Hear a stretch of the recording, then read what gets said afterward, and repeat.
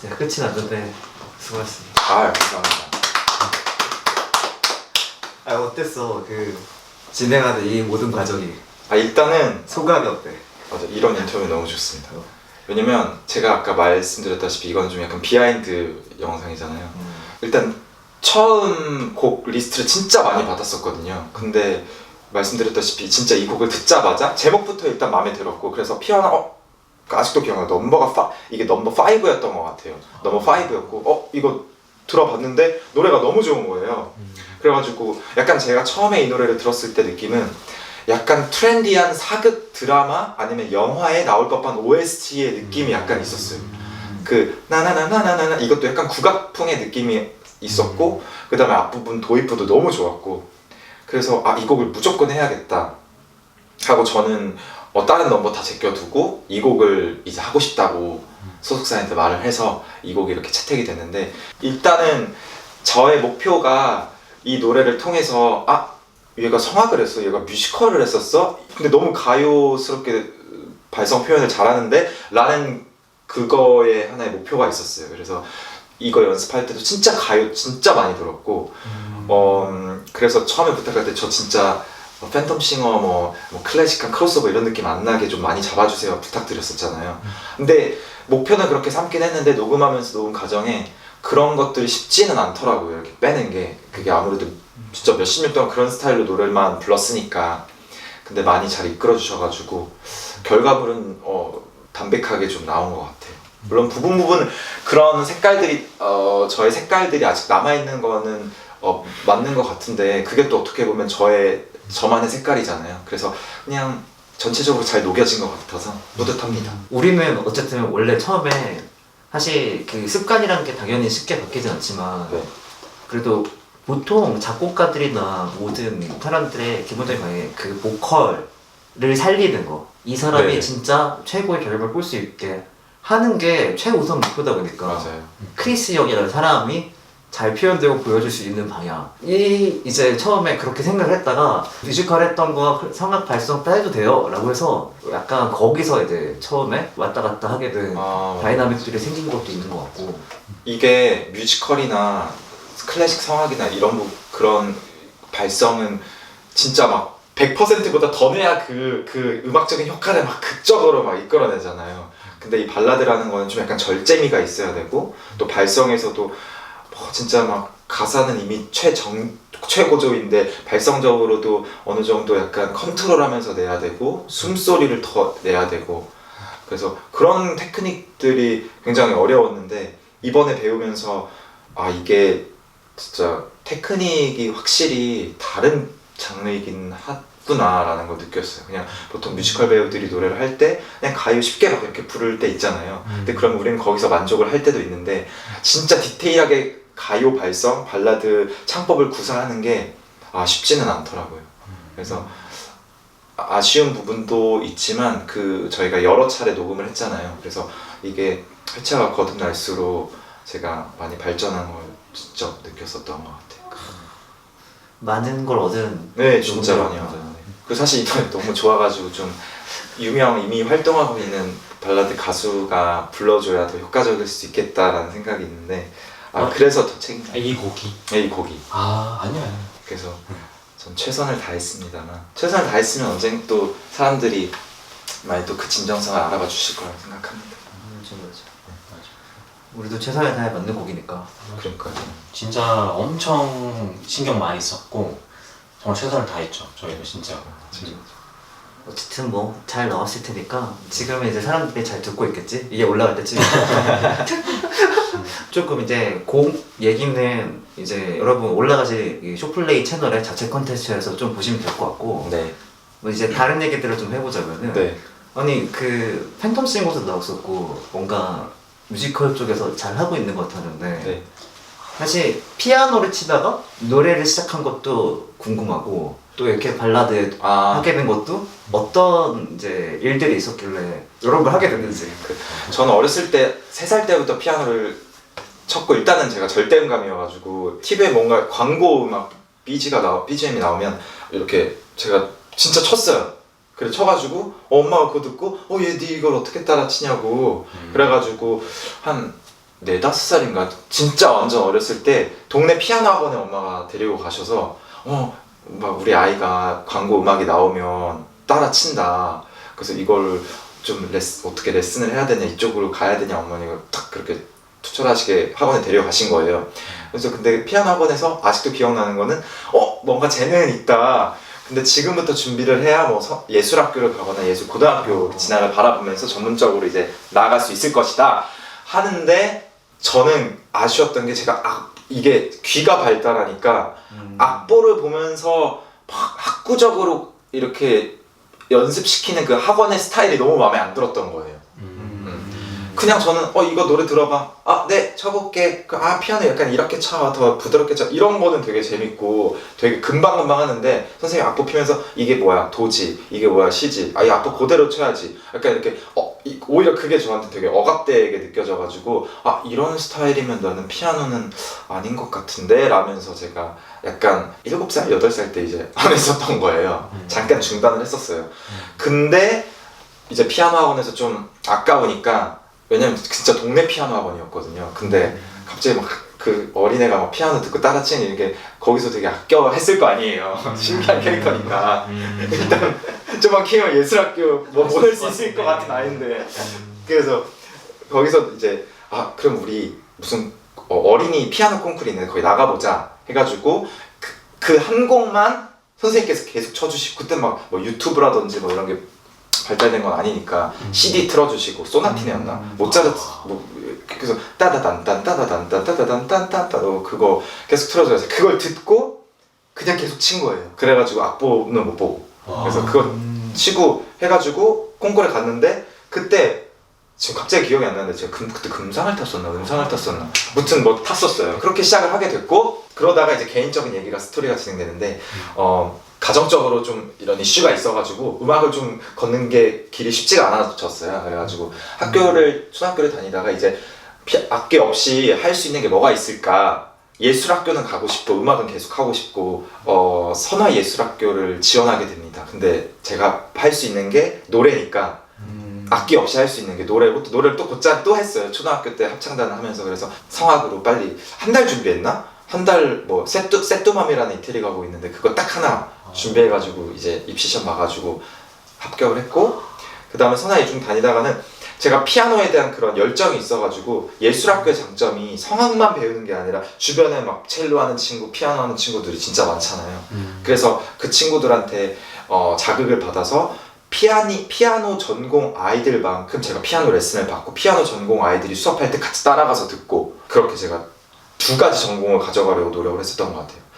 그래서 제 선배들이나 그 학교 다녔을 뭐 후배 선배들도 제가 피아노 전공으로 알고 있는 친구들도 되게 많았고, 또 서울 예고를 가게 됐고 성악가로. 그래서 피아노는 계속 제가 내공을 쌓으려고 노력을 했었던 부분인 거죠. 그러다가 이제 독일로 가서 성악과 전공을 했는데, 사실은 저는 뮤지컬에 좀 뜻이 있어가지고 뮤지컬 배우로 다시 또 전향을 하게 됩니다. 그래서 석사 과정은 뮤지컬로 하고, 그 석사 전에 이제 비엔나 그 컨서바토리에서 뮤지컬 학과 1년 다니고, 근데 1년 다니다가 그게 학사 과정이었거든요. 근데 제가 이제 벨리 음대에서 학사 과정을 마쳤으니까 기본적인 음악 이론 뭐 이런 걸 이미 다 통과를 한 상황이어가지고, 그 비엔나 컨서바토리 뮤지컬과가 유명한데도 불구하고 너무 저한테는 이제 좀 쉬운 코스가 돼버린 거예요, 이론적으로는. 그래서 거기 학과장님께서 내가 그 미넨 국립음대 그 테아트에 내가 글 써줄 테니까 석사로 그냥 건너뛰어서 가라고.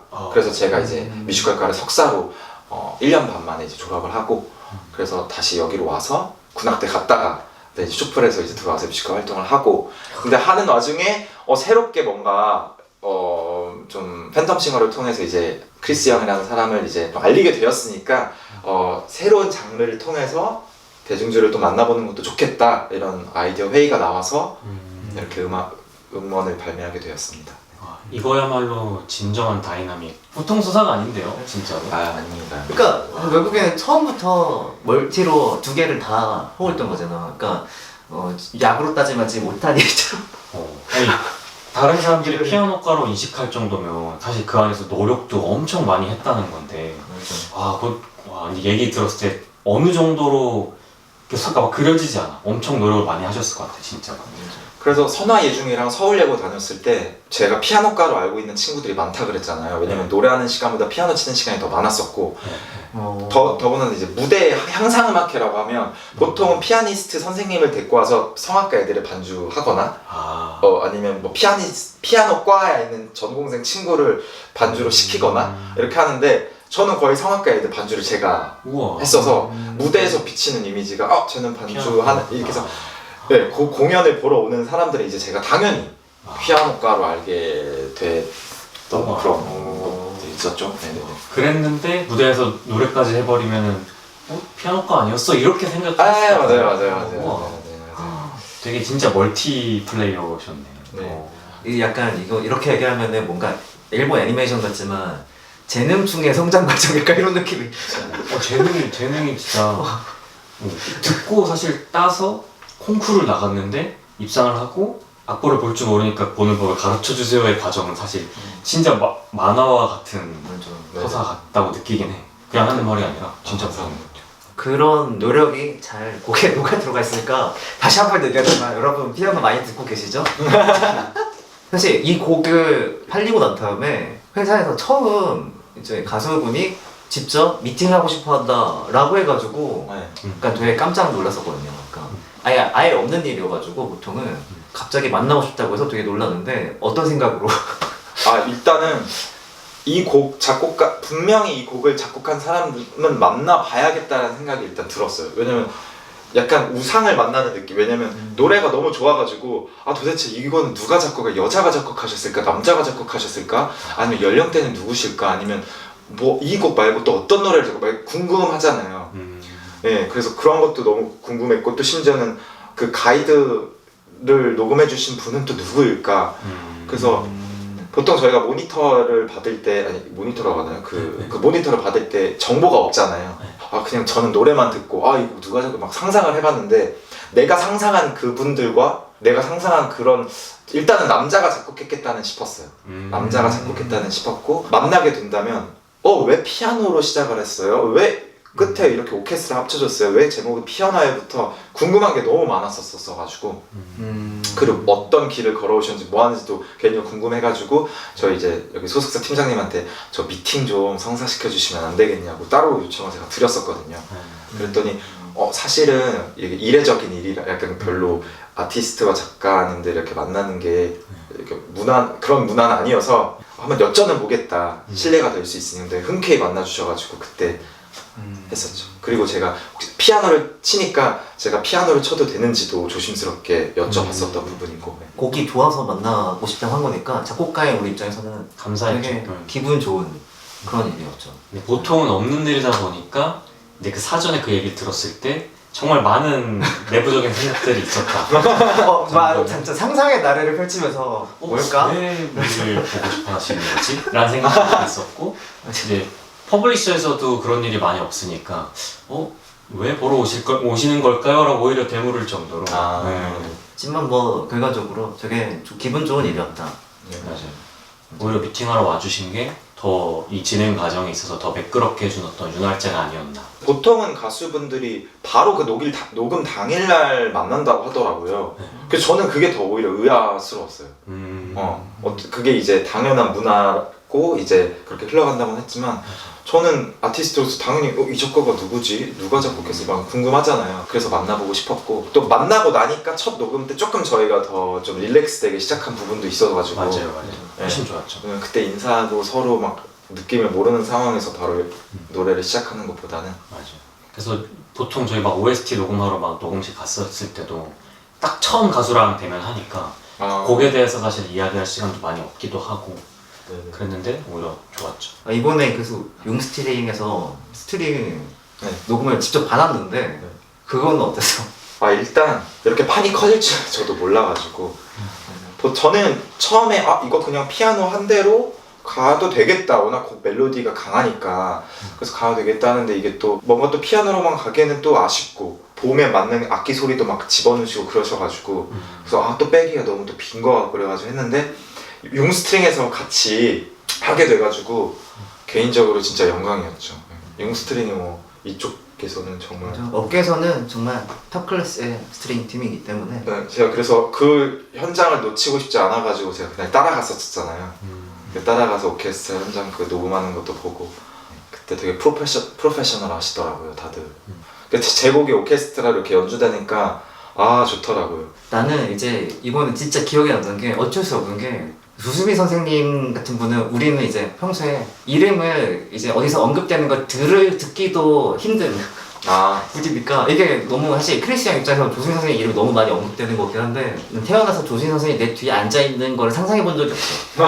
그 녹음 때 일단 선생님께서 녹음 때 경련차죠. 경련차 와주셔가지고 그때 녹음 현장 때 잠깐 와주셨는데 저도 선생님을 너무 많이 뵙고 제가 할 수 있는 음악 그런 것들 많이 보여줬지만 그때 녹음 때 다들 긴장하고 있는 순간이죠. 왜냐면 시간이 가고 있고 우리는 시간 안에 뭔가를 결과물을 만들어내야 되고 근데 선생님께 와주셔가지고 저도 긴장하고 그때 그 순간이 기억에 남네요. 근데 되게 긴장한 것도 있었는데 일단은 디렉을 보고 있는 와중이니까 하던 일은 계속 해야 되잖아요.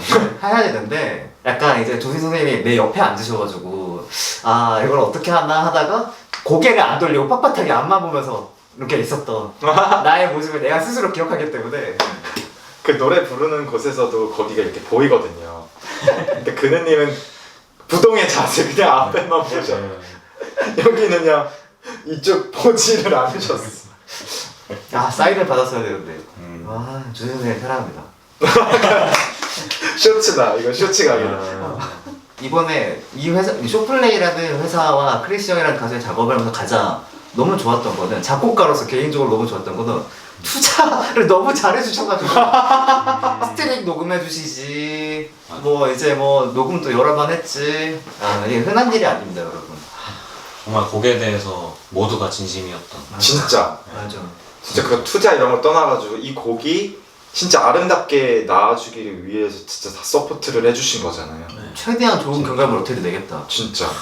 이게 너무 느껴져서 사실 작곡가로서 우리는 너무 행복했지. 너무 좋았어. 진짜 이거 꼭 써주세요. 진짜 저도 그 부분은 진짜 감동이었어요. 특히나 저희 김상엽 팀장님께서도 다 저희 스케줄 조정해 주시고 어떻게 보면 저희가 한 프로 끝내고 내부적인 상황상 그 안에서 결과물을 만들어낼 수도 있는데 진짜 최고의 결과물을 내기 위해서 계속 리드해 주시고 그 다음에 이런 작업 환경을 만들어 주셔가지고 너무너무 좋았죠.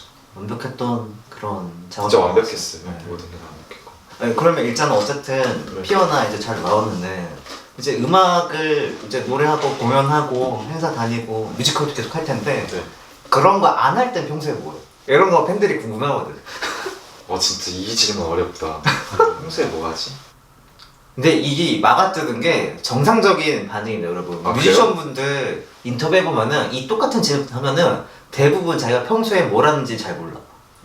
왜냐면 보통 음악하는 사람들이 평소에도 계속 음악을 하고 있거든.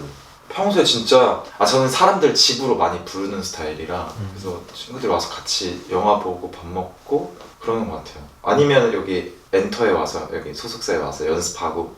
그 개인적으로 궁금한데 네. 그 초대를 하면 직접 요리도 해요? 갑자기 궁금해. 제가 유럽에서 이제 10년 넘게 살았으니까 네. 유럽은 보통 이제 배달 문화보다는 요리 문화가 더 발달하는 곳이어서 파티를 하거나 친구들을 부를 때 요리를 직접 해주고 장을 봐서 핑거푸드도 만들어 놓고 뭐 여러 가지 만들면서 그런 식의 파티 문화예요. 우와. 근데 한국은 사실 재료 사고 뭐 그런 것보다 배달시키면 빠르게 오고 간편하니까 한 건데 한국에서는 사실 요리는 자주 안 하고요. 그렇지만 아이들이 오면 이제 같이 뭐 시켜 먹거나 그렇게 하는 것 같아요. 요리 진짜 잘하거든요. 저 양식 이런 거. 다 잘해요. 저 한식도 잘해요. 다 요리 잘하는데 요즘엔 요리를 좀 안 하게 되는 건 맞네요. 근데 하면 진짜 잘해요. 요리 잘하는 남자 이게 많으니까 팬들이 이걸로 더 늘어났을 것 같지. 진짜 지금 실시간으로 진짜 요리 1000명이 더 늘어왔어. 진짜 평소에 뭐 하냐고 하면 저는 뭐 따로 뭐 제가 술 담배를 안 해서 뭐 그거랑 상관없지만 그냥 따분하게 그냥 노는 것 같아요. 그러면은 앨범 발매되고 앨범 보면 되고 발매 이후에 활동 계획도 있을 거 아니에요. 근데 그러고 나서 뮤지컬 활동이 겹치나요? 근데 요즘에는 이제 앨범 발매를 하고 그 활동이 되게 짧잖아요. 짧죠. 옛날에는 뭐 몇 개월 가고 뭐 그랬는데 그래서 앨범 나오고 나면 이제 많이 들어주시고 하면 제가 방송이라든지 이런 쪽에서 활동을 할 예정이고 그 뮤지컬도 지금까지도 많이 했으니까 뮤지컬 하면서 뭔가 되게 기억에 남는 에피소드. 아 저는 그 제가 작년에 그 루드윅이라는 뮤지컬에도 같이 했었는데 루드윅으로는 어떤 역할을 그때 했어요? 피아니스트 아. 슈베르트 역할. 몇 년도 루드윅이었어요? 저도 보러 가긴 했었고. 작년에 그러니까 2022년 아 22년이구나. 아 2023년 이번 연도. 아 23년. 네네네. 아 저는 23년도 말고 저번 회차 거 보긴 봤었거든요. 아 그 저번 시즌 때. 저번 시즌 때. 아 그래서 거기는 무대에 피아니스트가 아예 올라와서 맞아요. 그거 제가 했어요. 아 그거 했구나. 네, 피아노. 그 역할. 네네네. 그거 팬들이 피아니스트도 되게 엄청 많죠. 네. 좋아하는 공연이어서. 맞아요, 오. 맞아요. 진짜 생 라이브 피아노고 진짜 멋있어. 그때 루드윅 때 얘기를 잠깐 하면 제가 이제 다들 그때도 제가 다 피아노 전공인 줄 알고 아 그렇겠구나. 피아노 전공인 줄 알고 당연히 피아니스트가 그때는 이제 아직 뭐 팬텀싱어 이런 나온 출연 오피셜에 나온 적이 없어가지고 뭐 크리스 형이라는 애가 있는데 피아노 치니까 당연히 누가 봐도 피아니스트 자리에 앉아서 피아노를 치고 있으니까 피아니스트인 줄 알 거 아니에요. 네. 그러다 보니까 저는 그 연습 기간에 책임감이 어마어마했어요. 제 뭐 노래 뮤지컬 하는데 피아노 좀 치니까 저게 아니라 진짜 사람들한테는 흠없이 피아니스트로서 연주를 전달해야 되는 그 역할인 거잖아요. 그래서 나머지 저희가 트리플이었거든요. 그래서 2명은 이제 뭐 연세대학교 피아노과에다가 진짜 피아니스트 길만 걸었던 피아니스트 친구들이어가지고 많이 도움도 받았고 제가 오히려 그 뮤지컬 배우들이 직접 반주하면서 그분들 각각 다른 발성과 각각 다른 해석들 그 다음에 각각 다른 그런 음악적인 그런 다이나믹들을 제가 막 다 소화해내야 되니까 맞춰야 되고 같이 해야 되니까 그게 진짜 어려웠었고 2배로 음악적으로나 뮤지컬적으로 더 발전했던 작품이었던 것 같아요. 네. 그러면 그때 출연했던 배우들이 누구셨어요? 그때 태희 선배님, 백인태 선배님, 그 다음에 그 누구야? 그 빅톤 아이돌 빅톤의 임세준, 세준이. 그 다음에 또 지연이, 이지연. 또 누구야? 소리. 제가 좋아하는 재환이 형이라고 있어요, 정재환. 그 다음에 또 조훈, 그 다음에 준영이 형. 진짜 내노라 하시는 민성이 형, 박민성. 진짜 내노라 하시는 배우분들이 라인업이 쫙 있었죠. 저도 초긴장 상태로 치거든요, 진짜.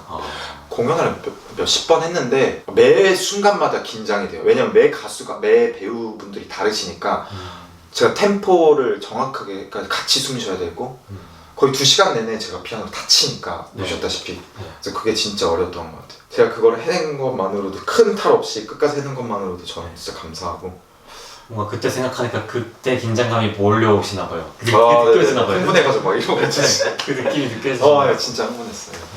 아직도 기억에 남는 게 제가 이 루드윅 때 마지막 막공 때 안녕하세요 크리스 형입니다. 제가 사실 피아노 전공이 아니어서 라고 멘트를 마지막 공연 때 반응 어땠어요? 그때 사람들 뭐지? 약간 이런 반응이었어요. 이런 능력 있는 피아노 연주자가 직접 피아노를 쳤으니까 피어다에 잘 열심히 들어야죠. 잊지 않는 제 빌드업이 어쨌든 지금 저희가 열심히 이런 과정들을 거쳐서 피어나 지금 잘 릴리즈돼서 나와 있으니까 여러분 꼭 많이 들어주시기 부탁드리겠습니다.